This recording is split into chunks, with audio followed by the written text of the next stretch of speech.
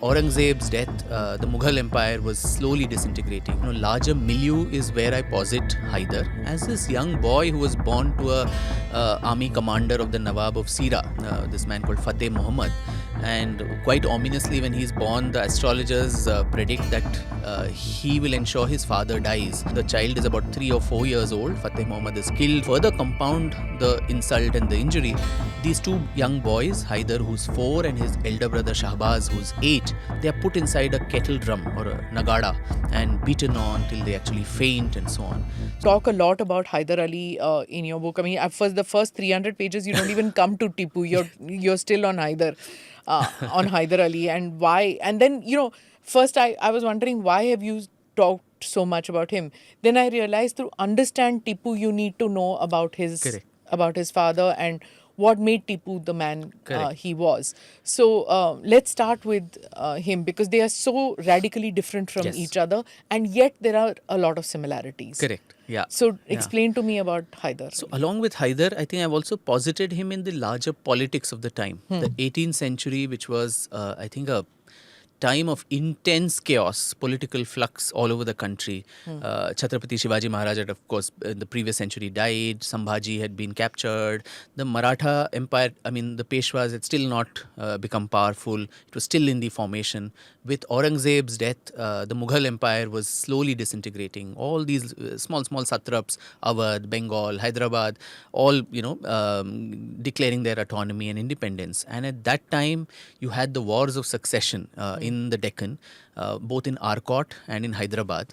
And the British and the French, entangling themselves, their rivalry back in Europe playing out in the politics of South India in the form of the Carnatic Wars, people like Dupleix and Robert Clive and everyone coming into the picture.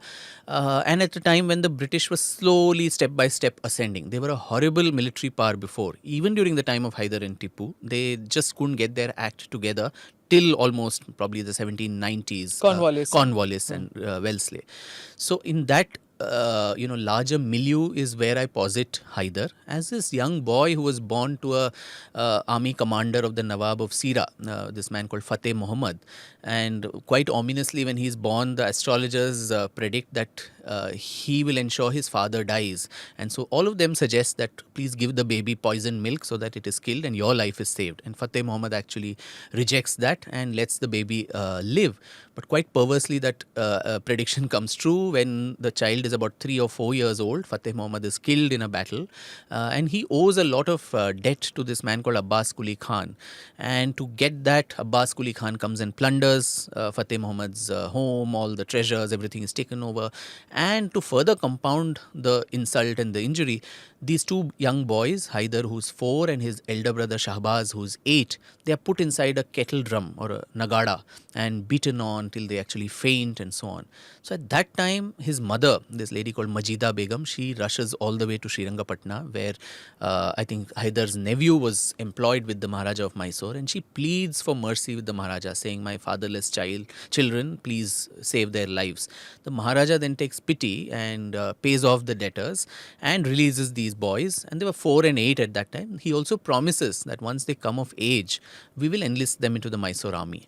Little did he know what was going to, await him for this work of benevolence.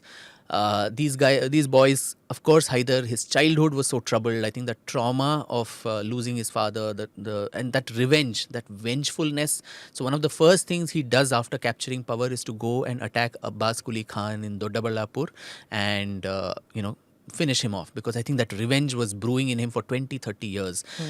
In the process, an indolent, very, very kind of feisty childhood, no education, given to all kinds of addictions, drinking and so on. But he comes into the army in 1749 in the siege of Devanhalli near Bangalore. And there he's... Near the airport place. Near the airport. The famed airport that never Which will is be. which is so far from the rest of the city. So in that siege, he makes his appearance, and he immediately catches the eye, Hyder, of Nanjarajaya, who is one of the commanders, Dalavai of the Maharaja. And the Vadiyars had themselves to blame at this time because, the polity was, the king had become weak, and everything was handed over to these two brothers, Devrajaya and Nanjarajaya, who were the Dalavai brothers.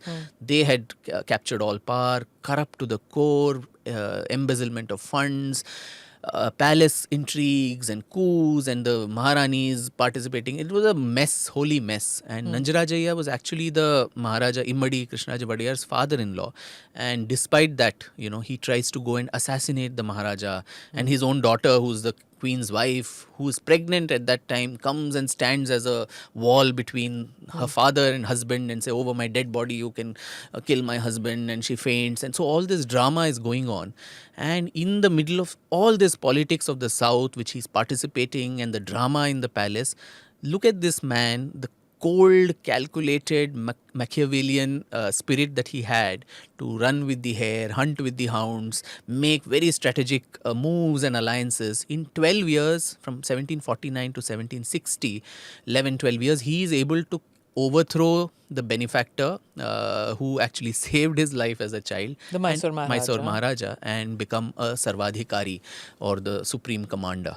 And that also, there is so much drama there. So one of his associates called Khande Rao, he is left behind in Srirangapatna. Well, Hyder slowly, ascends the ladder of fame. After the Devanhalli siege, he shows promise. He gets larger part of the province as a Faujdar in Dindigal and other places. There he starts building his own little army with the French help. He's quite impressed with what the French did. So he starts collecting money, loot money and all of that, and starts building his small little fiefdom.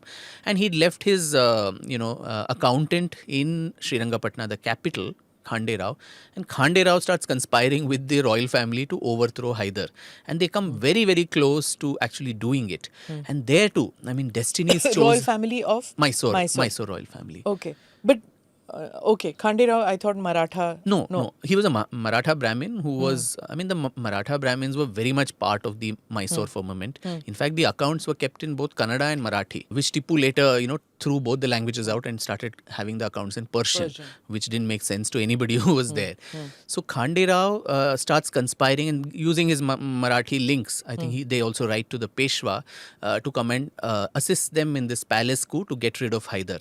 But there also, destiny's chosen child.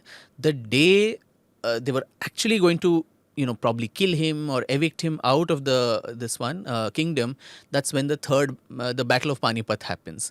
And the Marathas themselves are vanquished in 1761, and immediately the Peshwa calls all the consignments back from wherever they are to assemble in Pune.